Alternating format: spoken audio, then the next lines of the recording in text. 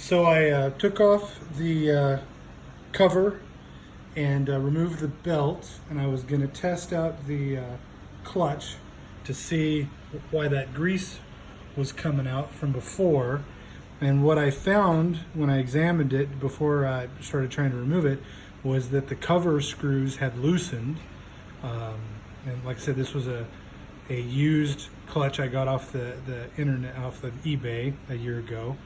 And this was the first time I tested it, and I guess I didn't check to make sure those screws were seated. So I tightened up the cover screws. That is probably going to keep the grease from coming out. I still intend on pulling it off and doing maintenance like was suggested, that it should be running with a minimal amount of or no grease on the inside, not the very large amount it seemed like. So what I wanted to show on this video was whether or not the clutch is engaging too quickly, which is causing the lugging, where it's not getting up to a high enough RPM before the belt engages, and thus not creating enough horsepower to actually turn the wheel. So I'm going to start it. I won't talk anymore, and I'll just rev it, and then I'll post this, and hopefully people will be able to tell me if there's a problem with this, and if they think the grease removal will solve it, or if I need to make adjustments with the weights or any other adjustments on the inside when I do the maintenance.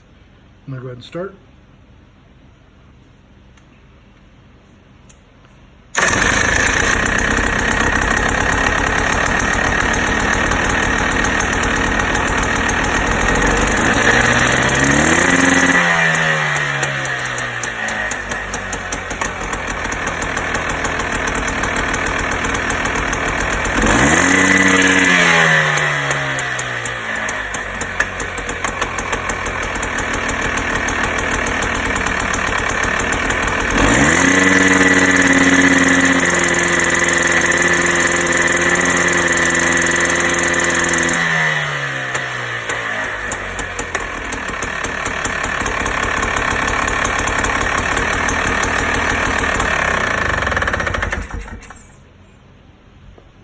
Please let me know if that revving sounded normal, and if everything sounded normal to people. I've never actually worked with one of these engines besides this one, so, and this is a rebuilt, resealed, and I'm just trying to get a verification that everything sounds and looks like it's working correctly, and just see if I need to somehow adjust how quickly or what what RPMs that clutch engages at.